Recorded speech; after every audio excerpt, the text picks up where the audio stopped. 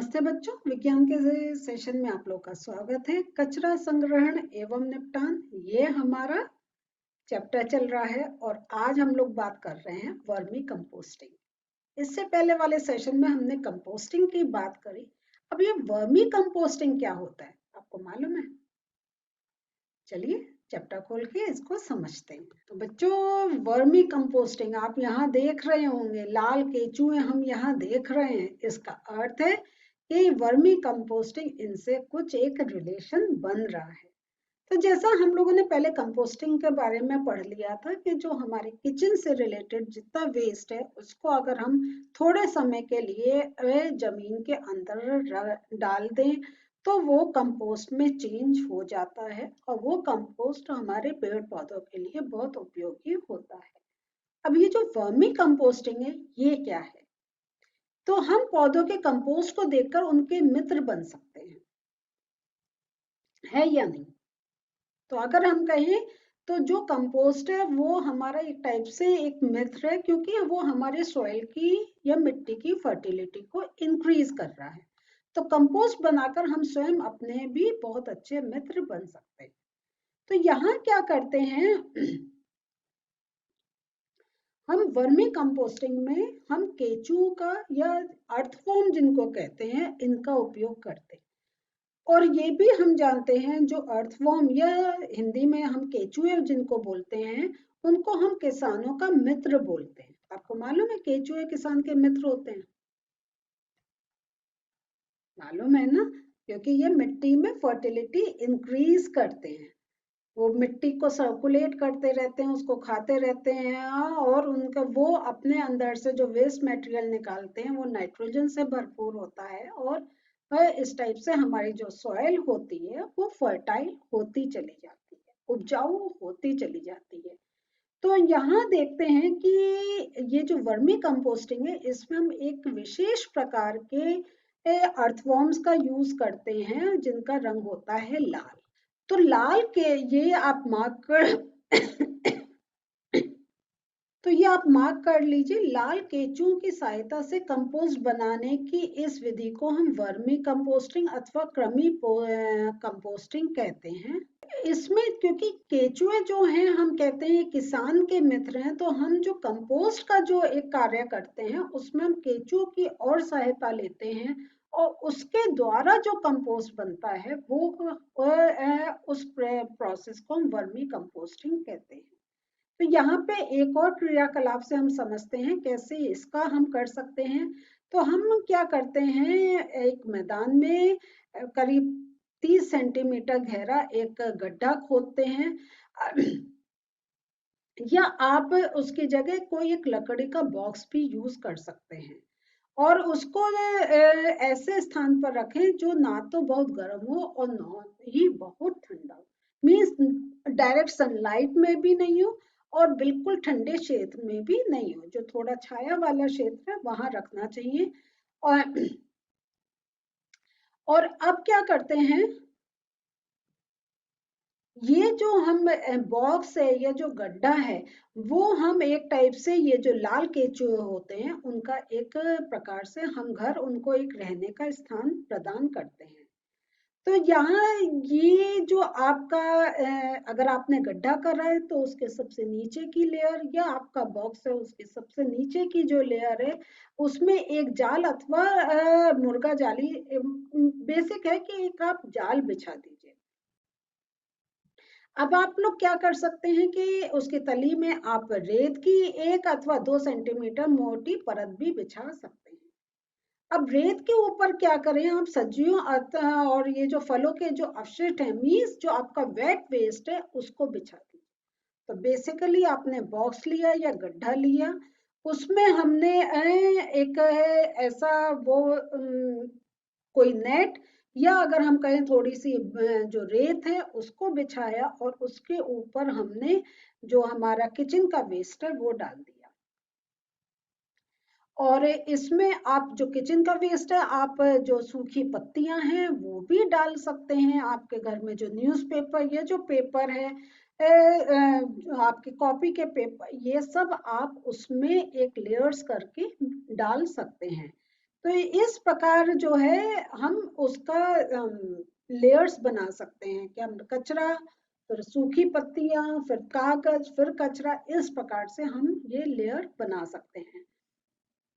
लेकिन जो हम पेपर डालते हैं तो याद रखें कि उसके हमें पूरा पूरा पेपर नहीं डालना, उसकी पतली पतली पट्टियां काट के वो हमें उसके ऊपर डालनी होती हैं। आप जो आपकी नोटबुक के जो गत्ते हैं वो भी आप उसमें काट कर डाल सकते हैं, लेकिन आप ये ध्यान रखिएगा प्लास्टिक, कांच, ऐसी कोई चीज आप उसमें नहीं डालें। जो हम एक ड्राई वेस्ट के रूप में यूज करते हैं वो उसमें बिल्कुल नहीं डालें। तो रेत अथवा तार की जाली पर सूखी गोबर भी आप बिछा सकते हैं। फिर आप इस पे थोड़ा सा पानी डालिए, जैसे उसमें थोड़ा मॉइस्चर आ जाए। और हमें बहुत अधिक वाटर नहीं डालना है, थोड़ा ही डालना है, और अपशिष्ट की परत को दबाए नहीं और इसे पोला ही रखना है। ये नहीं है कि आप कस कस के उसको दबाएं, हमें थोड़ा सा उसको लूज रखना है। लूज इसलिए रखना है जैसे जो एयर का सर्कुलेशन है वो उसमें होता रहे, उसे जब स्पेस रहती है तो आराम से एयर जो होती है वो उसमें नमी बनी रहती है और जो एयर है वो सर्कुलेट होती रहती है। अब ये जो हमने इतना तैयार कर लिया, इसमें हम लाल केचुए उसमें डाल देते हैं। ये जो लाल केचुए हैं, अगर आपके वहां धरती में है तो आप वहां से निकाल के डाल सकते हैं, नहीं तो आप मार्केट से भी खरीद सकते हैं। और अब इन्हें जूट की बोरी, पुरानी चादर अथवा घास से हल्के से ढक दीजिए। तो मेन जो गड्ढा होता है हमें खुला नहीं रखना होता है, या बॉक्स जो है हमें खुला नहीं रखना होता, हमें ढक देना होता है। तो बेसिकली हमने एक बॉक्स गड्ढा लिया, उसमें हमने वेट वेस्ट डाला, थोड़ा सा पानी डाला, और फिर ऊपर से हमने थोड़े से केचुए, लाल केचुए डाले, और हमने उसको थोड़े समय के लिए बंद कर दिया। और ये जो हम वेस्ट है, इसमें जैसा आपको बता रहे हैं कि किचन के वेस्ट में हम चाय की पत्ती, कॉफी, ये सब चीजें भी डाल सकते हैं। तो इस गड्ढे में इस भोजन को लगभग 2 से 3 सेंटीमीटर गहराई में दबा कर रखना अच्छा होता है। और इसमें हमें ये भी ध्यान रखना है कि आपका ना नमक, अचार या तेल, इस टाइप की जो अपशिष्ट पदार्थ वो जो होता है वो हम उसमें नहीं ऐड करें, क्योंकि ये केंचुओं के लिए एक अच्छा नहीं रहता है। वो उसमें मल्टीप्लाई नहीं कर पाते, वो उसमें सरवाइव नहीं कर पाते हैं। और उससे और इन सब से क्या होता है कि और अलग प्रकार के जो होते हैं छोटे छोटे जीव जंतु बनते हैं, तो जो हमारा कंपोस्टिंग का जो प्रोसेस होता है वो प्रॉपर नहीं हो पाता है। फिर हम लोग क्या है, धीरे धीरे उसको एक सर्कुलेट करते रहते हैं, ऊपर से नीचे हिलाते रहते हैं। लाल केंचुओं के दांत नहीं होते हैं, इनमें एक विशेष संरचना होती है जिसे कहते हैं गिजर्ड। और ये जो हमने अंदर जो इतना सब कुछ डाला है वो उनको उनके लिए एक भोजन के रूप में कार्य करता है।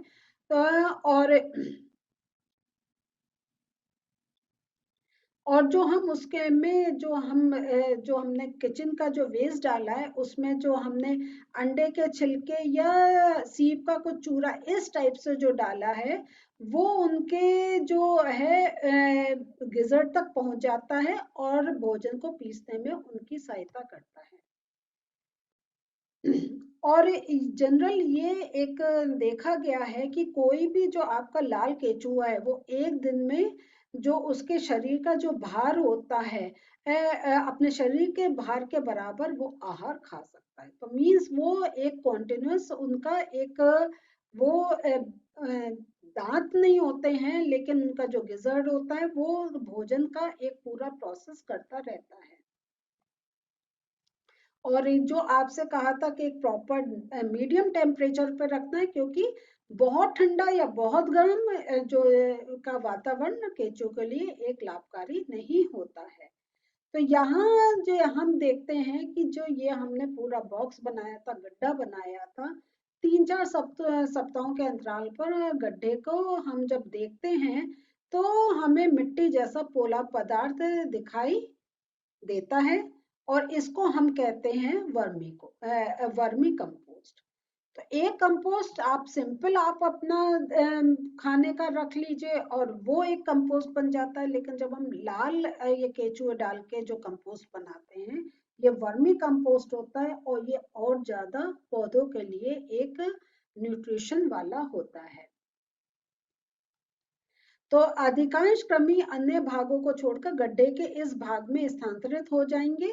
तो इसमें क्या होता है कि जब अब हमारे उसमें हमारा वर्मी कंपोस्ट तैयार हो गया है और अब हमें वो वर्मी को कंपोस्ट अपना यूज करना है, लेकिन केंचुओं को अब हमें दूसरा एक स्थान देना है। तो अब हम दूसरा एक गड्ढा बना करके वहां पे हम भोजन का ऐसी लेयर बनाते हैं, तो उसके पास वाले ही गड्ढे के पास ही तो वो जो आपके ये जो अर्थवर्म होते हैं वो उधर मूव करने लग जाते हैं और इस प्रकार वो वहां से, क्योंकि अब उनको भोजन नहीं मिलता है तो अपने भोजन के लिए वो दूसरे क्षेत्र में गड्ढे में चले जाते हैं और आपका जो वो बचता है वो आप अपने पेड़ पौधों में डाल सकते हैं, उसको खाद के रूप में ले सकते हैं, उसका यूज कर सकते हैं।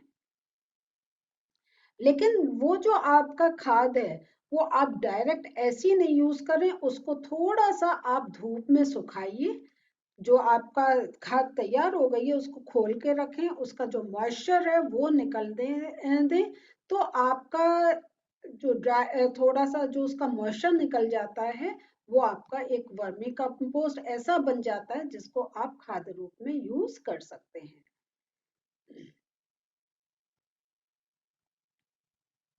और इस प्रकार आप कुछ गड्ढे अगर बनाएंगे तो आप ऐसे साइकिल चला सकते हैं, एक बार में एक गड्ढा बनाया फिर दूसरा करा, जब दूसरा तैयार हुआ तो पहले वाले का आपने सारा कंपोस्ट यूज कर लिया उस गड्ढे में, फिर आपने अपना फिर से कंपोस्ट बनाना स्टार्ट कर दिया।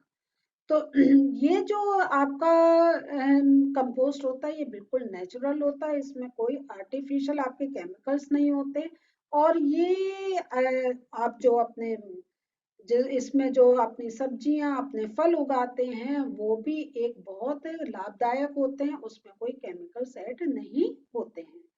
तो यहाँ हम ये देख रहे हैं आप में से जिनके पास बड़े बड़े खेत हैं वे बड़े गड्ढों में वर्मीकोस्ट बनाकर परीक्षण कर सकते हैं और इस प्रकार जब आप ये वर्मी कंपोस्ट है तो इससे आप अपने बहुत धन का भी एक उसकी बचत कर सकते हैं, क्योंकि आप वैसे अगर कोई मैन्योर लेकर आते हैं उसमें पैसे खर्च होते हैं और केमिकल्स भी होते हैं, लेकिन इस प्रकार जो आप एक कचरा जिसको समझ के जिसको फेंक रहे होते हैं वो उल्टा आपके, अगर आपने उसको कंपोस्ट बनाया वर्मी कंपोस्ट बनाया वो आपके पौधों के लिए लाभदायक होता है। तो बच्चों आज ये बहुत आपको एक जानकारी मिली है कि कैसे आप कंपोस्ट वर्मी कंपोस्ट बना सकते हैं और अपने खेत में अपने घर के जो आपके फल हो रहे हैं फूल हो रहे हैं उनमें किस प्रकार एक नेचुरल चीज डालकर आप अपने पैसे का भी बचाव कर सकते हैं और एक टाइप से कहें जो कचरा है उसका पर भी नियंत्रण कर सकते हैं। आज के नोट्स देख लेते हैं। वर्मी कंपोस्टिंग रसोई घर के कचरे को कृमि अथवा लाल केंचुओं द्वारा कंपोस्ट में परिवर्तित करना वर्मी कंपोस्टिंग कहलाता है।